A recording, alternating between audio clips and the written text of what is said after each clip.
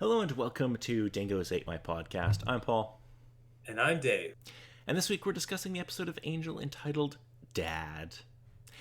This episode originally aired December 10th, 2001, attracting approximately 3.8 million viewers. And I don't know if I mentioned it last week, but last week's episode, Lullaby, did 4.87 million viewers.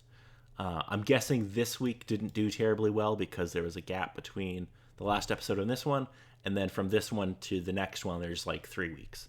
So I don't know why they aired this year. Yeah. Because it's literally the only episode they air in December. Again, whether or not it's a case of time scheduling or how things were going with the production, who knows? I feel like I would rather, like, as a viewer, you just hold this off until January then. Like if there's an issue with production or whatever. Anyway, let's talk about some video games. So, December 12th, on the Game Boy Advance, we would get Mortal Kombat Advance. Surprising, if you don't mind the graphics in that style. If I remember correctly, and I might be wrong, this game ran like balls. Yeah, it wouldn't be surprising. Yeah, okay, this is the one. Yeah, a terrible frame rate and stuff on that one. Also, on December 12th, if you had a PS2, you could pick up Shadow Hearts, which I'm not Ooh. familiar with. Are you? I'm trying to remember. I believe it's that one. It's kind of the weird, crazy, occult RPG that came out at the time. It's very weird, but also wildly hilarious. Okay. Well, if that strikes your fancy. Okay. On December 18th, on the GameCube, we got Universal Studios Theme Parks Adventure. I don't know who that game was made for, but apparently it was for someone. Something, I suppose. And God, did this year end strong, Dave. December 20th, if you had a PS2, I can almost guarantee you purchased this game because it was Final Fantasy X. Yeah, yeah. With all the particular stuff that they had behind it, and just like, here's Final Fantasy X, it's coming out, it's 3D wise, and it looks fancy. The people look like people now. It actually is one of those games where I'm like, it actually does hold up visually quite well. Yeah. Also, if you had an Xbox on December 21st, you could pick up Silent Hill 2 Director's Cut. Interesting. I'm not exactly sure what they might have added to it, but still, it's Silent Hill 2. Yeah, I mean, it's Silent Hill 2. What more do you need to know? Yeah. Though, I suppose maybe with the graphical update, it might have pushed a couple of things a little bit too far. Oh, probably. So that ended off the year, and the next episode we have doesn't air until January 14th, so we're going to quickly go over the early stuff for next year. So on January 1st, 2002, if you decided you really wanted to pick up a game for your new gaming PC, you could pick up Lilo and Stitch Pinball. Suppose you can never go wrong. The last one I remember fairly good from Disney was with Timon and Pumbaa, so Lilo and Stitch isn't too much of a stretch. I mean, and if you had a PS2 on January 7th, you could pick up a game called Rez. R-E-Z. It was also on the Dreamcast, apparently. Yes. I believe music-based one. It looks really interesting. It's a musical rail shooter. Is how it's Okay. described on Wikipedia. Okay. Yeah. Fairly interesting and neat looking, though not exactly super graphically powerful, but still. No, it definitely has kind of a weird style, but it looks interesting. Like I would give it a go. January 12th, we had this is kind of weird. So January 12th, 2002, on the PS2, you got NBA 2K2. Yeah. And January 12th on the GameCube, you got NBA Courtside 2002. They released two competing basketball games on two different consoles on the same day. Okay, that's certainly a thing you can do, I guess. Yeah, if it was a case of you didn't have both of the systems and you needed a basketball game in some case, at least they had both those systems covered.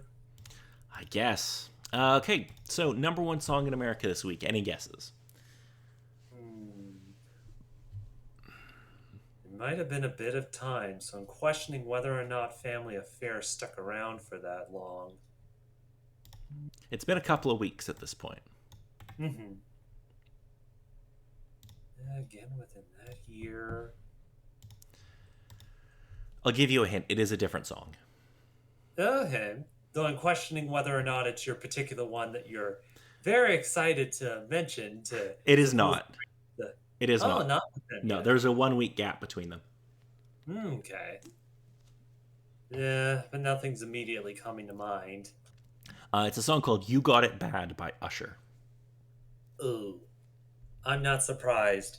I thankfully can't recall the song, but god damn it, Usher.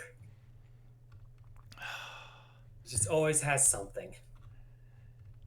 Oh, there's gonna be some good. Oh, it's heating up, Dave. It's heating up. Okay, so number one movie in America this week. Any guesses? Hmm. Thinking just for the easy pick, it probably would be sticking as Harry Potter, though. Wouldn't be surprised if something dethroned it, but it was Harry Potter, the first one, so. Actually, it has been dethroned. So Harry Potter would be the number one movie in America for 3 weeks straight, which is quite good. Hmm. Last week, it was dethroned by this little movie called Ocean's 11. Yeah, that would do the trick. And this week, that was dethroned by Vanilla Sky. Oh dear. Do you actually know this movie? No. Just the kind of the case of Ocean's 11 is kind of the big one, like, ooh, this big crime heist movie, and it's like, whoo. But then just like dethroned after its first week. Mildly sad. Yeah, this was like a Tom Cruise sci-fi psychological thriller kind of movie. It wasn't very good. Being bad. I suppose that they need to throw stuff out like that, but it's kind of the case of I'd never heard of this movie before. I wouldn't expect you to have. Like, it's one of those movies where it's just like, yeah, you never heard of this. Okay, so let us get into the episode. Okay.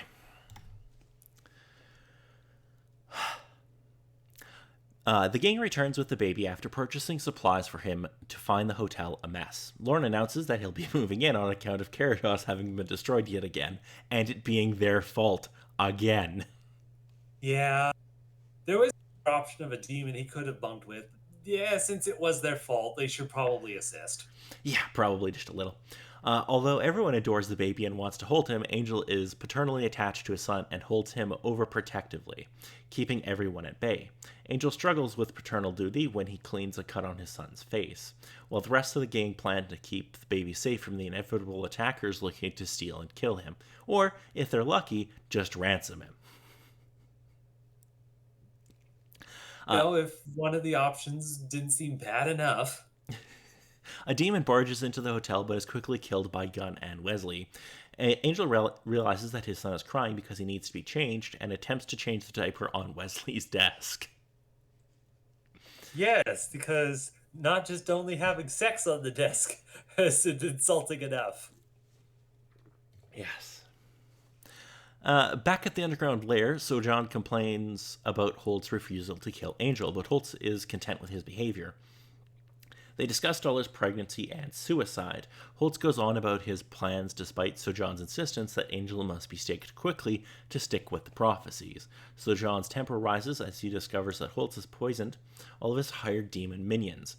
Holtz explains that he doesn't need mercenaries, but soldiers who believe in his cause.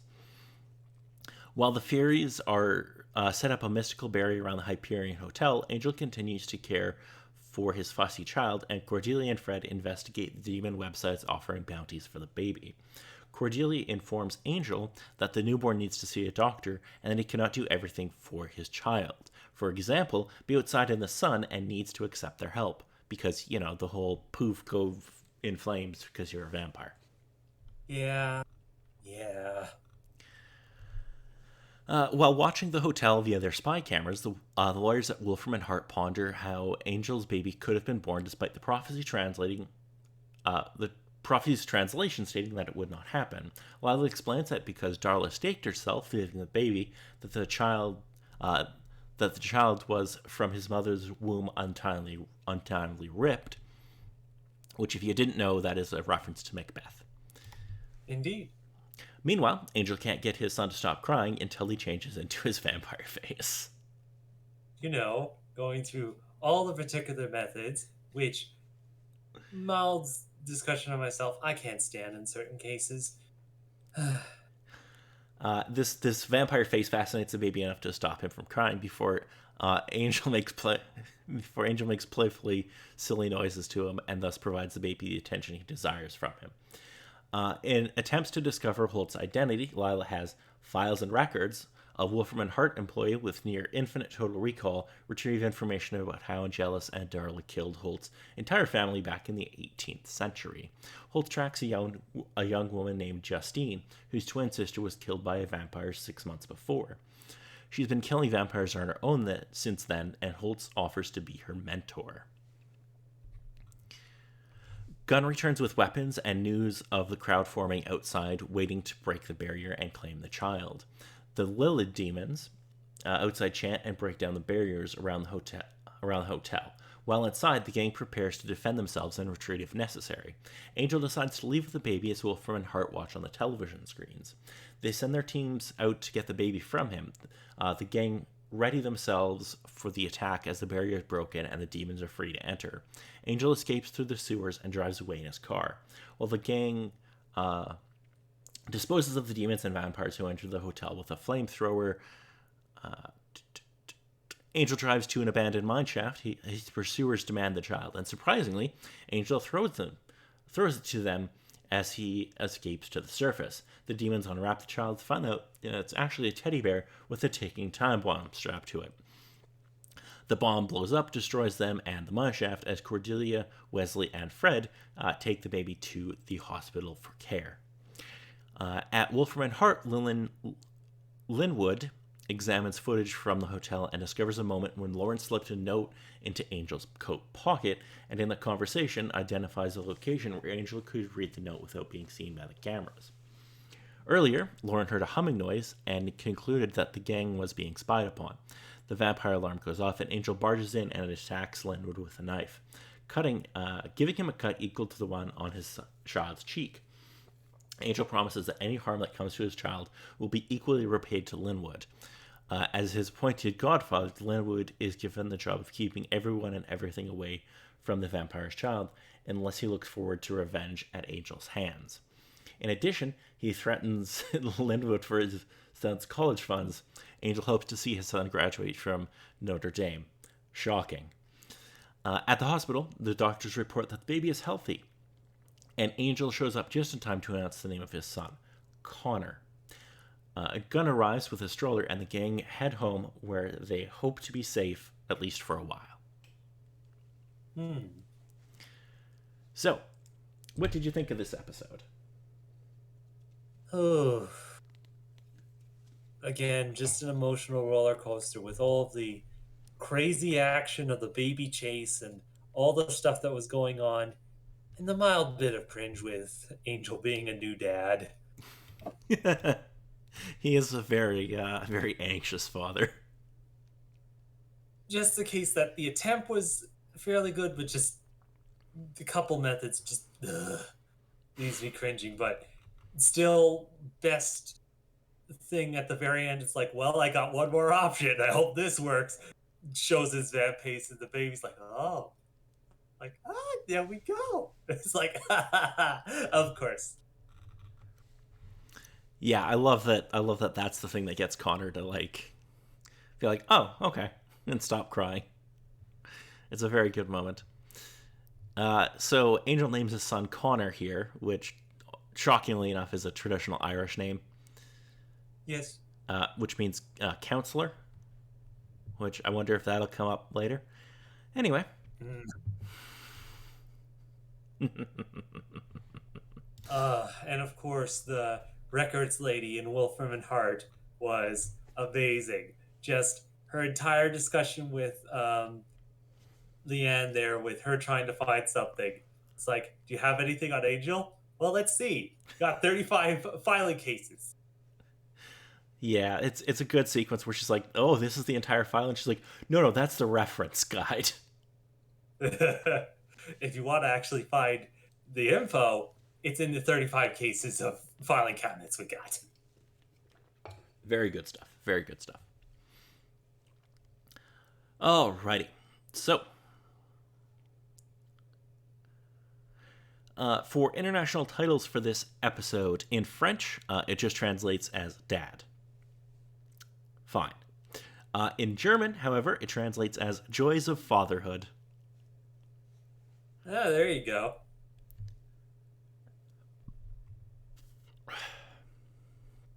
And as we mentioned, the whole thing with Connor, there's a pretty strong reference to Macbeth there. Yes, those particular ones. Oh, and the ending scene. Again, I'm not sure how many times they've done it with the whole crew, with a couple particular episodes, but just the whole crew of Angel, Cordelia, Fred, Wesley, and Gunn walking down, end of the episode sort of thing. Just this episode, they got Connor in a stroller. Yeah, I know, it's such a good moment. Alrighty.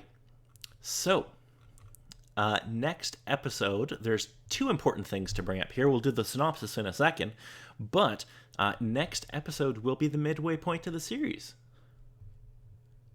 Yeah, that and the fact that we supposedly have one of our bigger bads kind of in the wings, getting things together for stuff.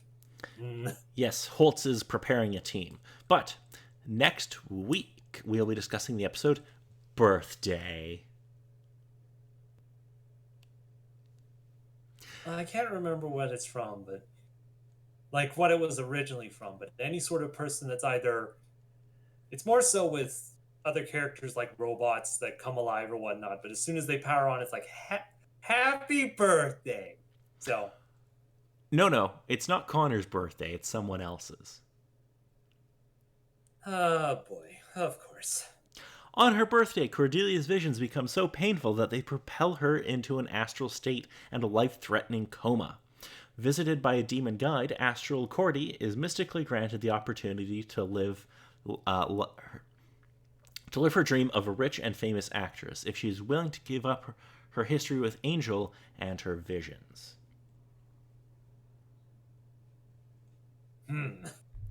Yes. So we're gonna see what like Cordelia's life could have been if she became a successful actress. Okay. She's gonna have her own sitcom. Wait, didn't she already have this within Buffy? It didn't turn out as great, but still. I'm gonna tell you, this isn't gonna turn out well either. Oh boy. Always with the alternate life episodes. They do like doing them, but I enjoy them usually. We'll see. Alrighty. Well, if there's nothing else about this episode, I've been Paul. And I've been Dave.